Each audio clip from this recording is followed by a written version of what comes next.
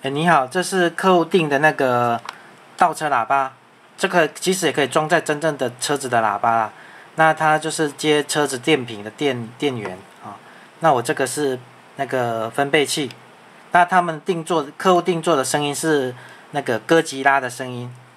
那这个是我用来测试的，我接一个这个变压器的插头，事实上没有这个东西啊。你们拿到之后就是红接正，黑接负。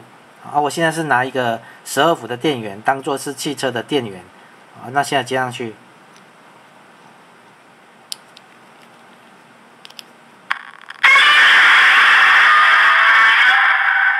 它将近有125分贝、27分贝，很大声。那下一次播放的时候就断电，然后再插电，它就会再播放。